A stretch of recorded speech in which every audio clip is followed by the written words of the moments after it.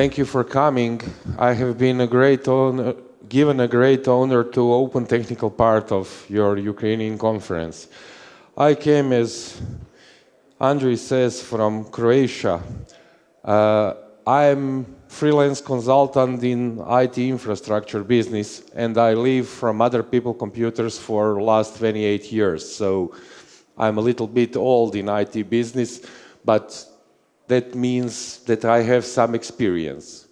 Today, I will speak things that every one of you knows, but somehow frequently forget. Maybe it will be a little bit disappointing for some of you, which is using all this stuff from day-to-day business, but unfortunately, I have a great example of the people which forgot how the computers work. And unfortunately, there is no magic. It is like in a real life. You have to find the right balance between salty and unsalty food. Everything which is extreme on other side is easy, but it is not good, unfortunately. So I will talk about CPU, memory, disk, and the network. I will be concerning server systems inside standard business environment and how to get most of it. And what are the things which are lying a little bit covered in documentation which could not be seen easily when you are configuring your system. So, few words about virtualization. It is a nice, great thing, but there is nothing magic inside. It is only sophisticated task scheduling system that few things could virtually work in parallel on the same hardware. There is no emulation. When one core is working in one virtual machine, it is working only that. If it needs to work something else, it's got to stop this job.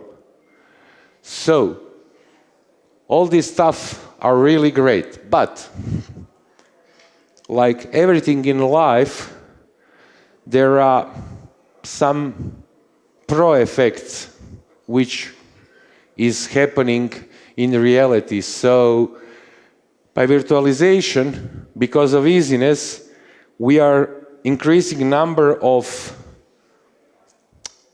instances of operating system, especially with new licensing models where you license physical box and you could run virtual machines whenever you want. Then you are increasing services because you can. And that all gives first higher complexity of a system, and the second, because of lots of pieces and details, we forget the basics, how computers are really work. These are the machines made by men, which are pretty stupid, unfortunately. If you look, for example, CPU, it is machine that could only sum two numbers. Subtract two numbers is done in way around with the summing of complement number. And that's all that CPU could do, except move some data here and there. So, I don't know, but I have an experience. And if you want to achieve good results in deploying performance of services, and the service is a king in IT, user experience is a king. And if you could achieve good result, you got to have knowledge about basics on which everything stands. Everything I talk, I will go through Microsoft Hyper-V, but it is true for anything you work with servers. It doesn't matter. So, first of all, I will discuss CPUs. Today, there is a huge number of available CPUs and systems from Intel. First, how many cores are packed together? How many CPUs are packed on one socket?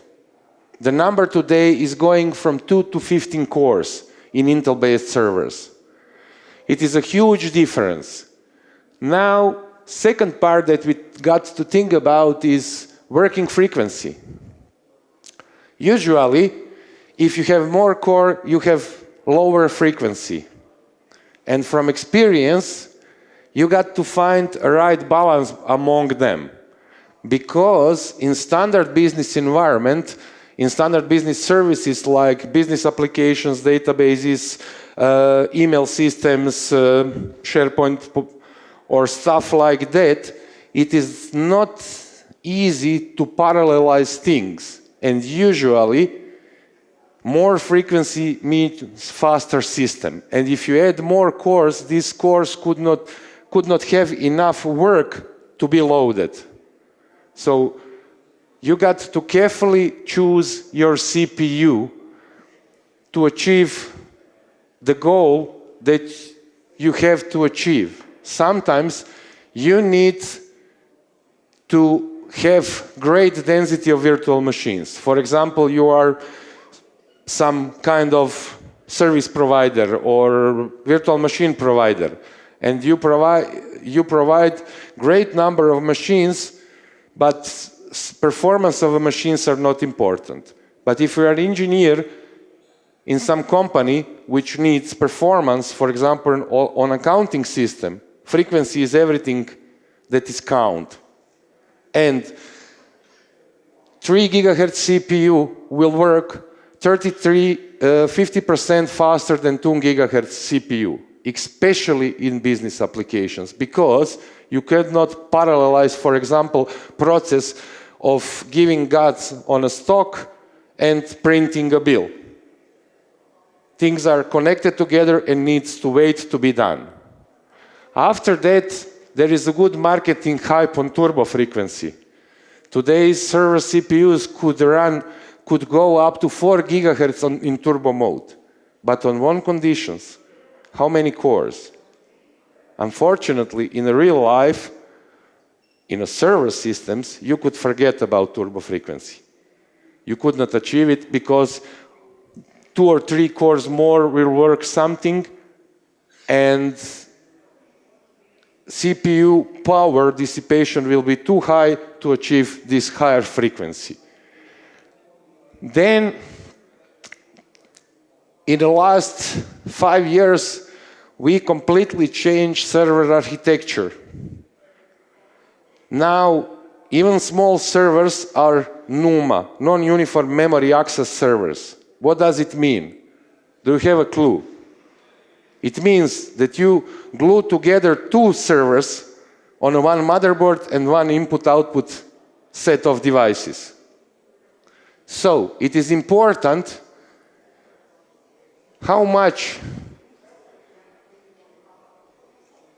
QPI speed is. This is a speed of communication between 2 or more CPUs inside systems. This is bus dedicated to communicate among sockets. And this bus is slower than a memory bus. Today, the fastest is 8 GTS. This means gigatransactions per second.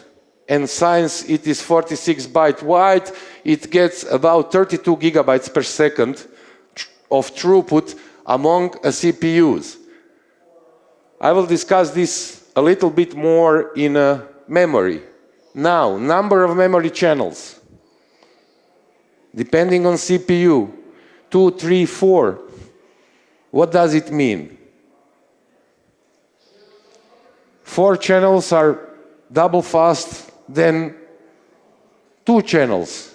Speed of memory, huge difference. Lower the frequency or the speed, lower power consumption. But if you need the performance, not the right way to go. Memory bandwidth. when you're choosing CPU on the same server, you could have from 25 to 85 gigabytes per second. Just you need to know what are you doing. And of course, in a huge systems, power is important stuff. But with the power, you could go a little bit relaxing than before. Because modern servers and CPU, if they are not working, could go to really low power mode, and you won't lose anything switching back to high power and low power. There is no significant performance degradation in a measurement. So if servers are not working, they won't consume lots of power. So just relax and it will be automatically done. So now, when we discussed physical CPUs, we got to speak a little bit about virtual CPUs and what to do. First question is, how many virtual CPUs can we put on physical CPU? And unfortunately, the only correct answer is you need to measure performance of virtual machines. After that, you will know. In some cases, at my customers, there is a situation when there is a 16 virtual CPUs working on some application servers, and it is enough. And on the other hand, for example, if we have a virtual database server, one-by-one mapping is not enough. So you got to be very careful what are you doing. The next major thing is how many virtual CPUs to assign to virtual machine. This is something which you could kill your system. I have here a picture with 2 sockets, 2 core CPUs. How you could kill that system? Create one virtual machine with 8 CPUs, which is possible during the software. And the better way how to kill it, create two these virtual machines. What is happening? When you have multiprocessor virtual machine, let's say 8 CPUs, all 8 CPUs should work on physical CPU at the same time. So what is happening? Your virtual machines start to do some work. Everything else should be stopped. Then we need to switch content to other virtual machine, which is very painful operation. Why? Because we need to transfer all CPU register data to the memory. Each cycle to memory is 6 CPU clocks. And after that, we need to load register from next virtual machine. So, my advice to you is, at least leave 1 core for host operating system, for virtualization and stuff like that. So, if it is not NUMA system, don't go with more than 7 CPUs in one virtual machine. If it is NUMA system, this is other discussion. But at that case, don't go with more than 4 if you not allow NUMA inside virtual machines. So now, how it looks in a real life. So, I'm connected now to my lab, which is basically 2 workstations with a little more disks, SATA disks, normal disks, nothing fast. And I have 2 Intel Xeon CPUs, each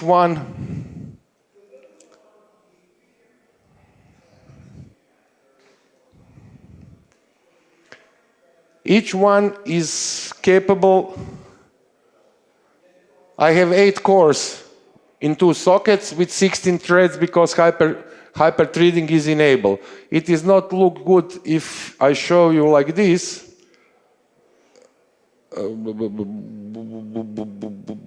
Logical CPUs.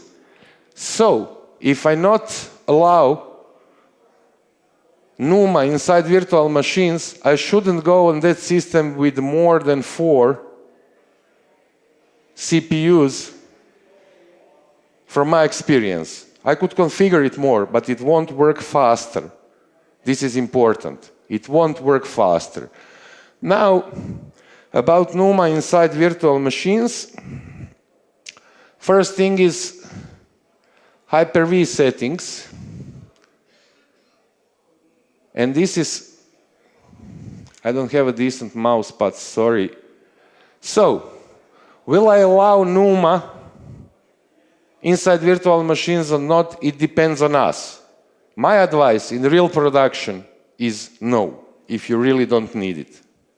Because if you need power for more than one physical CPU, then probably you have a budget to buy another server.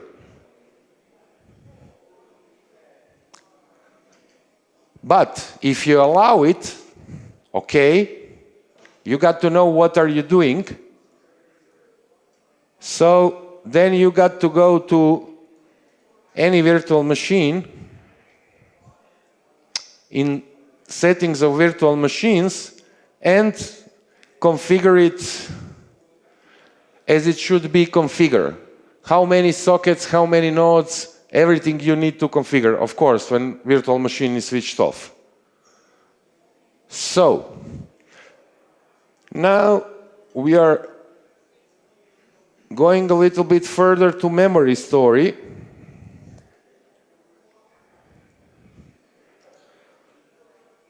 Here is a pretty easy story.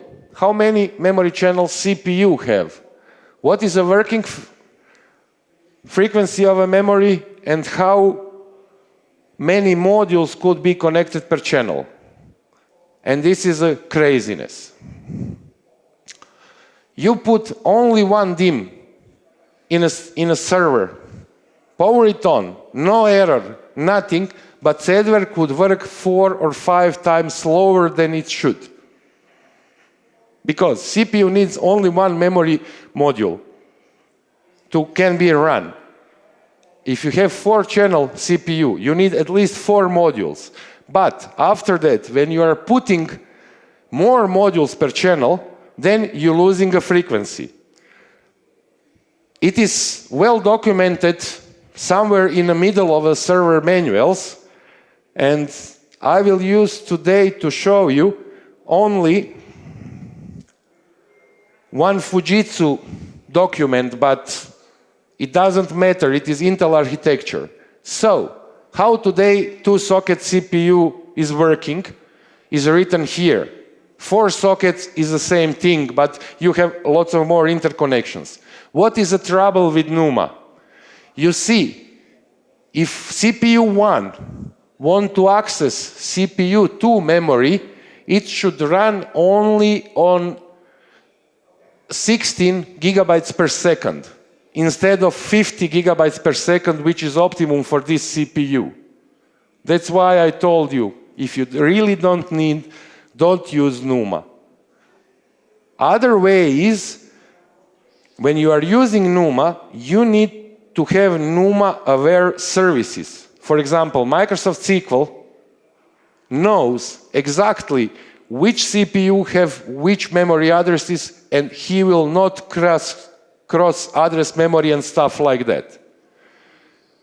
But if you use something locally developed, probably you will have significantly lower performance of your application than when you disable NUMA. So, story, how many DIMMs? Typically 3 per channel today in a 2-socket configuration. In a 4-socket configuration, sometimes up to 6 DIMMs. And there is complex table because memory frequency, it will vary from 800 to 1800 megahertz. So, if we go a little bit down, in this document, these are the configurations and achievable speeds of memory. So I have one better here.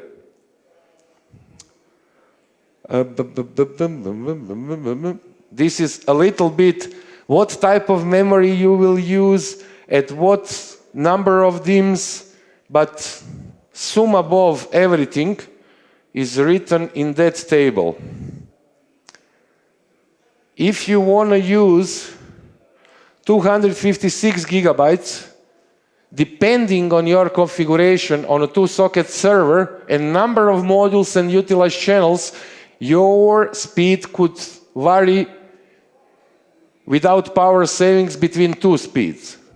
But if you are going more than 512 gigabytes, and today two-socket servers could operate 1.5 terabyte of memory, but your speed will go down to 1000 megahertz. So there is a trade between high performance memory and high quantity of memory.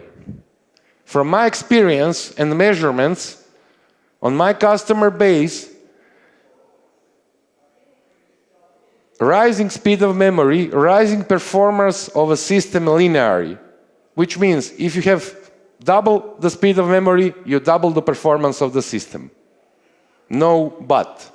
So, it is usually much better to have less memory on higher frequency, and if it is not enough, build another server, physical. And it is cheap, because after you go over 256 gigabytes, pricing of a modules are extremely high, so it is not so much money to add to buy a second server. Today in virtualization, you could move a load easily and dynamically on flight, so it shouldn't be a problem. And especially if you go today in the afternoon to Andri's presentation about management of complex system, which is with virtual Microsoft System Center family, it is a really simplicity to move machines, load, deploy it, power it on, off dynamically, all stuff that is necessary.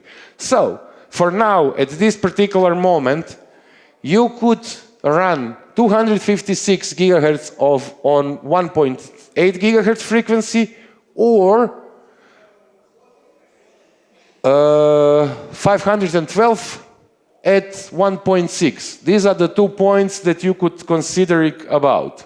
Every other memory configuration is not okay. If you use fast, lower memory, you don't utilize CPU performance. So, when dealer comes to you and want to sell you a server, you got to be very careful in checking configuration.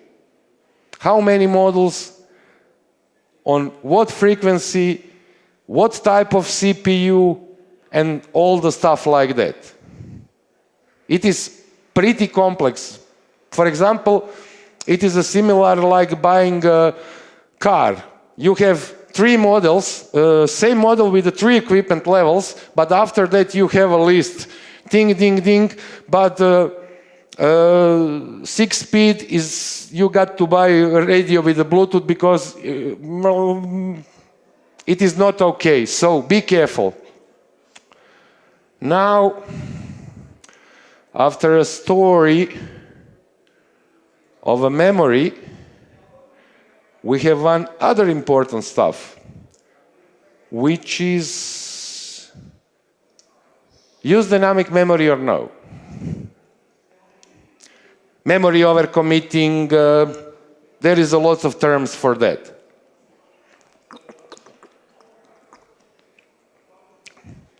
What is dynamic memory? It is swapping, which means I emulate memory with the disk files. Since I'm old guy, maybe, I'm taking a significant amount of money from my customers to stop this process of swapping and tune systems not to swap. Why? Because, as you mentioned, top memory speed is 80 gigabytes per second. And today, with the SAS3 interface, the fastest hard drive to run about 1.2 gigabytes per second. So, disk is 50 times slower than memory. If you could accept it, go with dynamic memory. But if you need performance, avoid it. And the truth, like always, have two sides. So, dynamic memory is a nice tool for optimizing system. So, configure machine, for example, application server with 8 gigs of memory, and give him dynamic memory up to 12 gigabytes. Leave it in production for a month, monitor it. If it stays inside this 8 gigabytes, it is okay. And if you have some accident situation, for example, some extra load for data, you could use dynamic memory once. After use it, and if you see that you need it, you got to give it a more physical memory. You could see difference between virtual machines that are using dynamic memory and not when you are accessing these machines via remote desktop protocol. If you are accessing machine without virtual memory, your desktop will be as soon as possible here. If you use dynamic memory, you got to wait 10, 15, 20 seconds. It is noticeable difference. So be very careful with dynamic memory. After memory, the slowest component. The only component that keeps information without electrical power. It is a hard disk. Now, these days, we have basically two types of disk. We have good old mechanical disks, and we have solid-state drives. So, people forget how mechanical disk is looked and how it operates. Mechanical disk have heads which got to move around. And that's the greatest issue with the mechanical drive. So,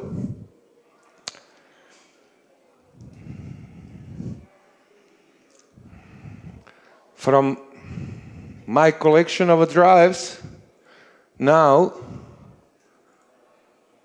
I will choose one mechanical drive. It is notebook drive 5.2 or 4K, cheap one to put lots of them in workstation.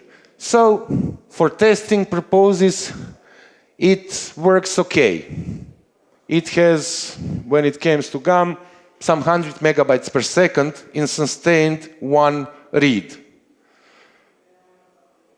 And what the people do? Put two or more jobs together, put two or more virtual hard drives which they expect to work together. What will be happened with the drive if it says, let's start with the 4 virtual machines on a single physical drive? What is the performance? Could you sum all performance on all machines? You make wind viper and heads are going left and right, but there is no read or write effort. And now, there are some wise sales guy who says, but our storage couldn't compensate. We could make a RAID of 100 of these drives. Yes, but unfortunately, in a one RAID array, all drives are synchronized. And if you take 10 of these disks for a single job, they will be 10 times faster. But on 4 jobs, you will have this 10 times faster, because all these drives in array, mechanical drives, should move their head synchronously. That's why SSD drives are much, much more better and today are not expensive as they were before. So now, just to show you, we will take one notebook solid-state drive. It is Intel 530, I believe. So, it is faster, as you could see, but this is not the major performance characteristic. The major performance characteristic is this. If I now zoom speeds around, I still have 400 megabytes per second, which is divided to my 4 virtual machines, which is perfect.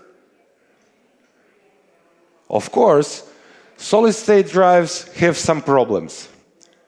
First of all, cheap models are not reliable because they have limited number of writing cycles. Of course, there is a server models which have almost unlimited writing cycles.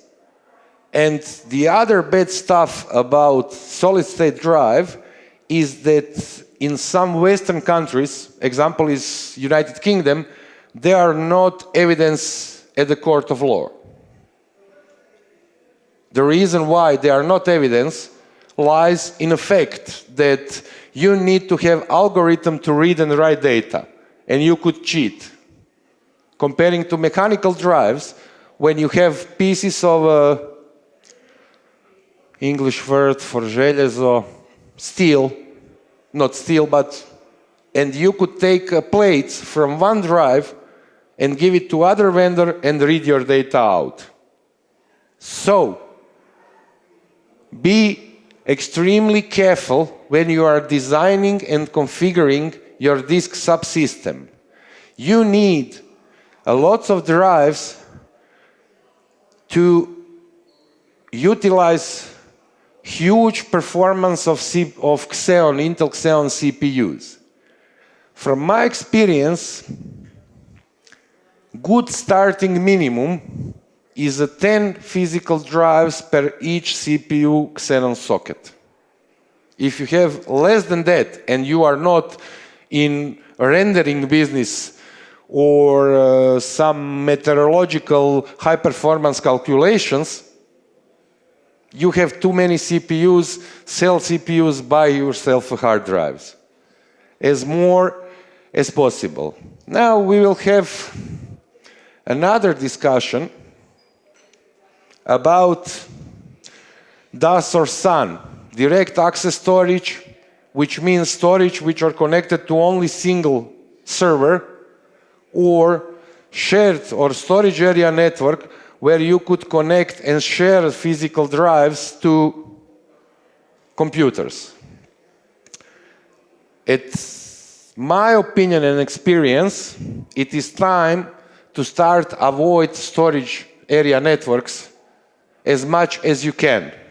If you have it, you could utilize it always in a way that it could be DAS.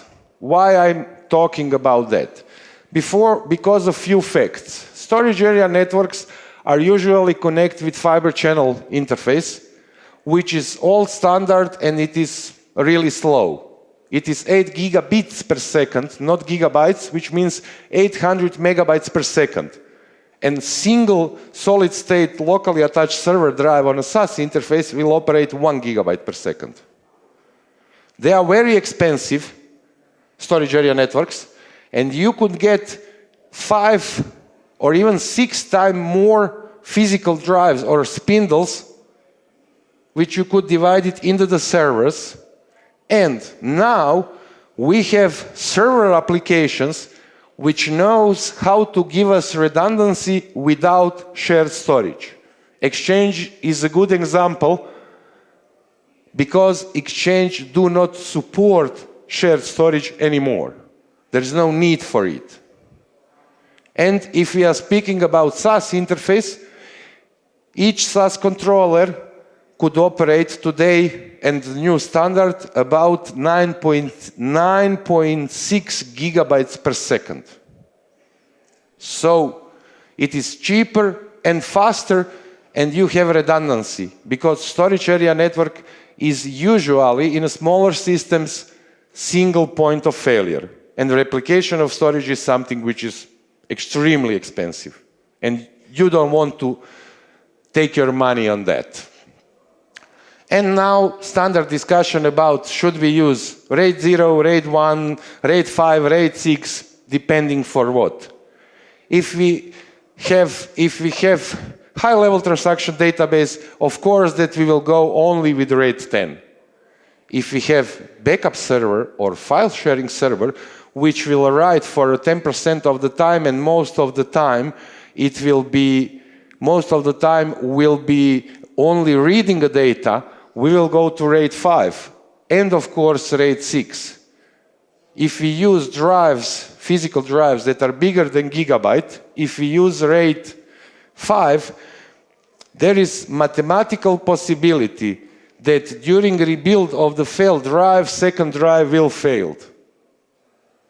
So if you are using a physical drives bigger than gigabyte, and you usually do for file sharing and backup and stuff like that, use RAID 6 to be on a safe side. You will lose only one drive more, but it is acceptable for the risks that we are working on.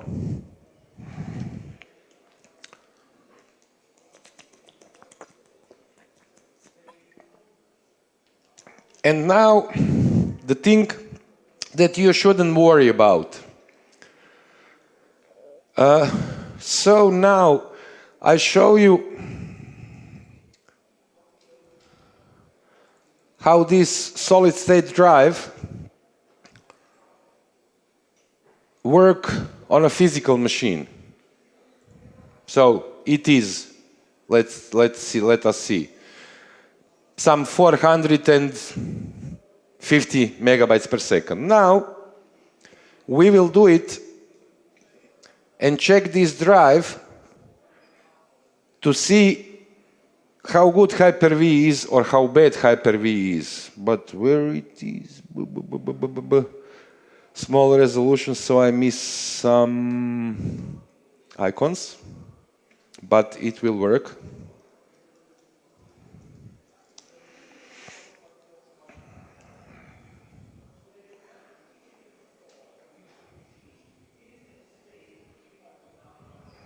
So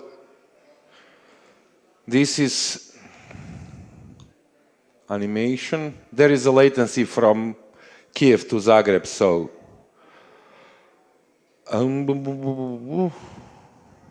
you see this is standard. So I have only one disk drive. This is this VHD on this SSD, which is on IDE interface, not on SCSI, which is a little bit faster, but if you go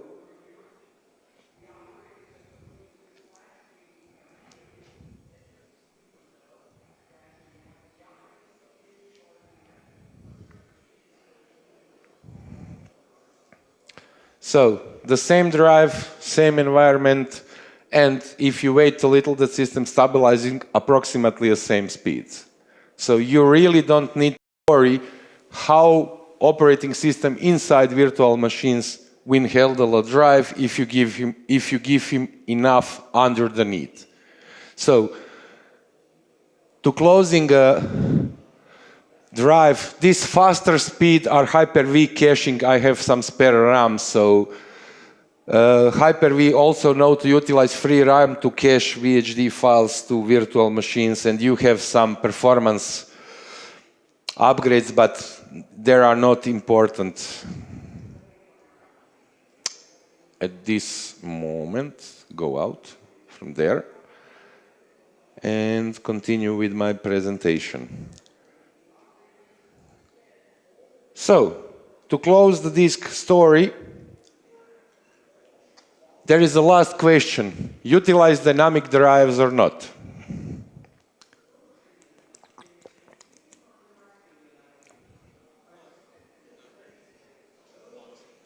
Okay, most of you says no. And I will say yes. But how? Dynamic drives will utilize only the space that is used. And the problem is, when you have a growth, you could have fragmented on a host on a multiple chunks. And this is the same story, for example, with Exchange database, SQL database, and stuff like that. But considering things like this, for this workstation, I know that I will utilize approximately 40 gigs of space. I create dynamic drive of 128 gigs.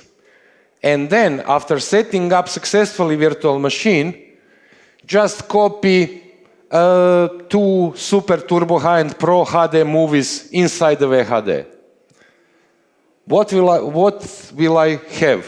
I have VHD file, which is 55 gigabytes. After deleting this file, VHD file will stay big, and it will have performance of a fixed size drive, but without limitation of a size. So always turn on your brain and think about it. Each technology have a good and bad side, and try to use only a good sides from each settings.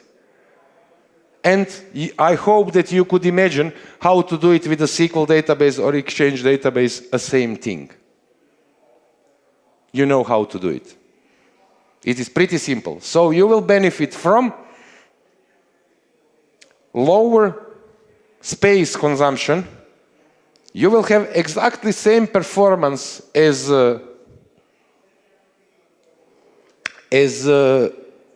fixed size, and you won't be stopped when you achieve full size. Your system will continue to work. Of course, when it happens, you got to do something and adjust it. And the last thing here, network. Today, it is pretty hard to build networks. 10 gigabit networks are still pretty expensive, and gigabit networks are too slow. Not for business processes. They are slow for, let's say, people which are not thinking what they are doing. Today, you take 2 notebooks like this.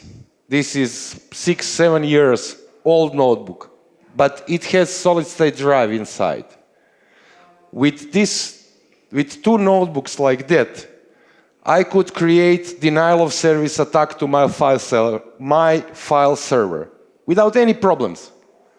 Simply start to copy files, and whole company could not access data. So that's the problem. Problem is that client speeds are same as a server speeds, and servers should serve more clients. There are some other technologies here which are virtual machine queue and single root input-output virtualizations. Both of technologies are not work by default after setting up a server.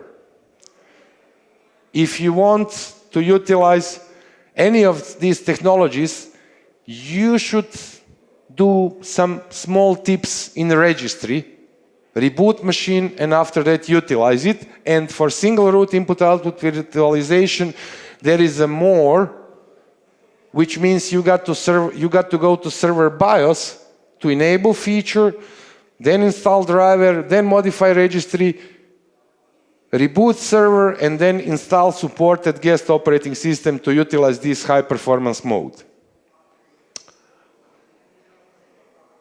So,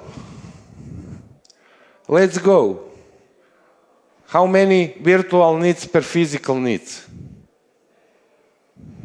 One by one is not enough, sometimes if we have situations. But usually, from my experience, if we speak about gigabit needs, 2 virtual servers will be max, 1 or 2. Of course, inside Hyper-V, we have nice technologies that we could utilize more. First, we create and utilize network teaming, or you could call it how you want. Put together more network interface cards, and this is the one of the best teamings in the world in last version of Microsoft Server, because we could mix 10 gigabits and 1 gigabit adapters, and we could mix vendors inside same team.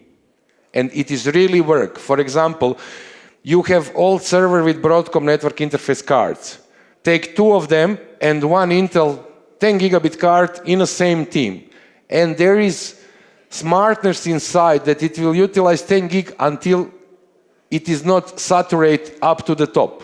But if you don't have 10 gigabit networking, utilize teaming, take, for example, 4 cards in the same team, create virtual switch, and then on top of that you could put 20 and something servers, because you will avoid worst case is that one server will utilize complete 1 card, but second servers will have 3 other cards, and it's really work great.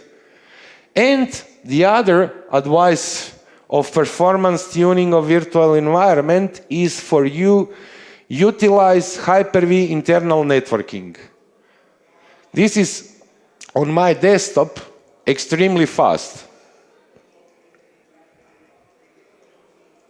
Now I will utilize Microsoft TCP/IP testing tool, which is simple tool for just moving data over the network, and we will, here is my receiver, and now I will go here.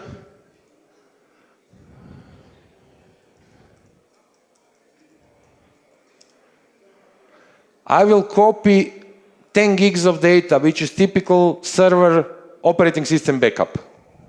And it will be a boring presentation, because copying 10 gigs takes some time. But if you want and watch how it works on simple desktop, and if you watch the speeds, which is about 6 gigabytes, and on the real servers, unfortunately, I don't have it, it works about 17 gigabits internally, so use it. But what we achieve in this huge process of copy 10 gigs, a little bit more than 10 gigs, and we make complete backup of our server or deployment of a new server through internal network for 15 seconds. So, if someone of you says that you cannot back up your server, it's not true. It is really fast and efficient. So, how it should look? Place database server and application server on the same physical host, on the same virtual switch. And that's all. That's the magic. And your application will fly and won't utilize real resources on a network. If you are unsure that this process is heavy for a host, now we could do it once again, because it is really not a quick one. I just need to start receiver once again. Here we need to have to watch our host, what our host is working. And now we will start another one copy process. And watching the CPU of the host. And you see, it is notable process. But I utilized 1/32 of a physical server for super high-speed network. It is much cheaper than 10 gigabit network equipment from outside the server. And the process is finished. As you see, now we maybe achieve some better results. No, it was a little bit less data. But Yeah, that's it. So,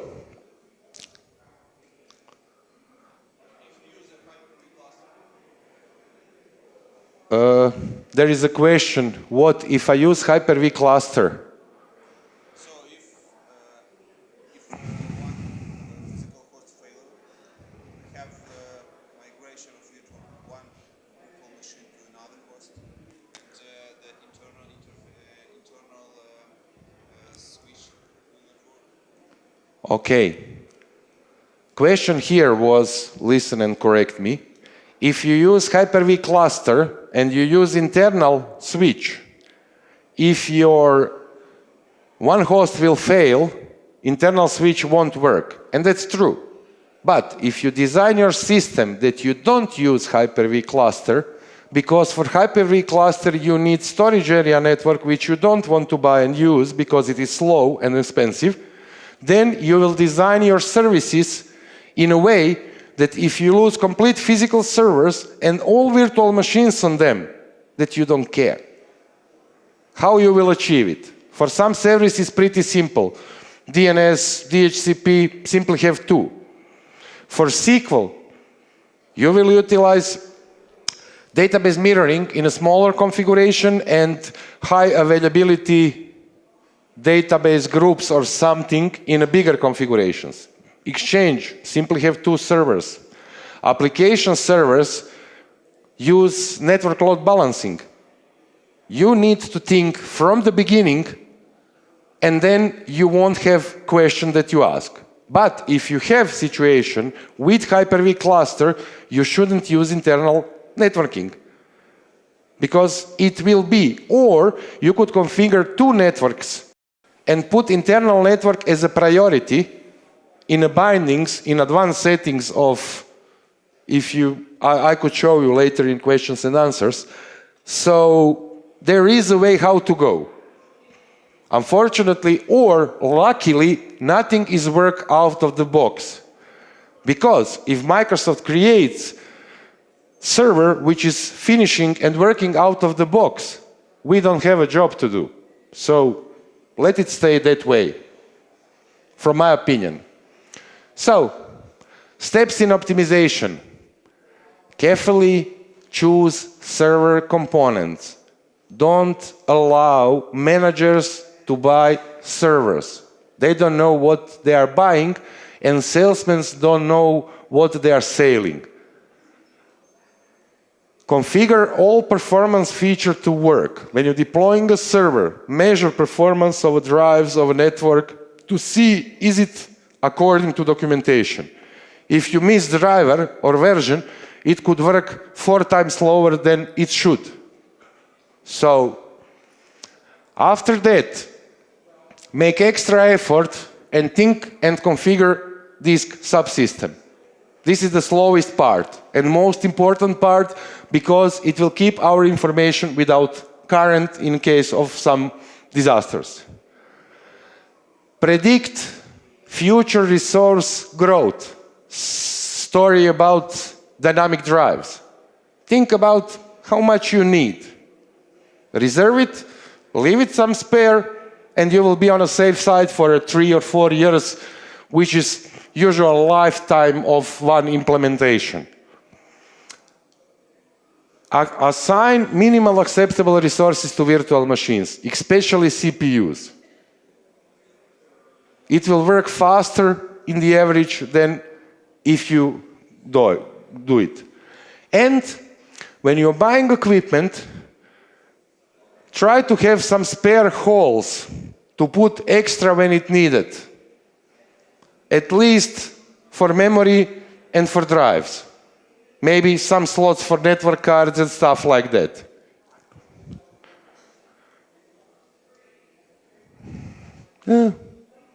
Why it's not work? So, like in life, it is important to find right balance. And now it's time to finish my presentation with maybe some of your questions, or you could contact me via email.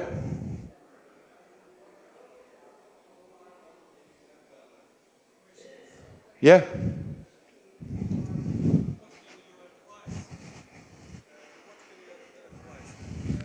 Teaming can't work with SRIOV technology. For redundancy, you advise to build team, or you advise to work with SRIOV and then do Grest-Nick clusterization. Okay. Question was, server single root input output virtualization have problems with the teaming. But now, as I read, I don't try, Intel corrected in new version of drivers. So it is supported to have two 10 gigabits adapter in a team, and that single root input output virtualization will work. I'm not sure, but in the case, if you need extreme performance, because single root input output virtualization is needed for extreme performance, then my advice is, and I will go, to have two servers, two virtual machines with the same service. One is working and one is in standby mode with NLB, with whatever technology that we use to form a cluster without shared drives.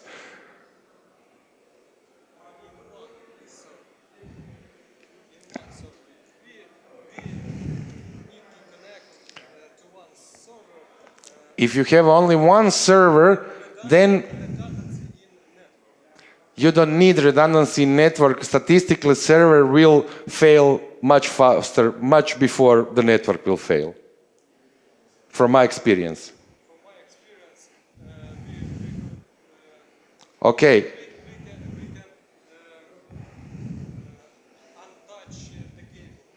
Okay, now we could discuss this story about don't watching what are you doing after all other people go to their break.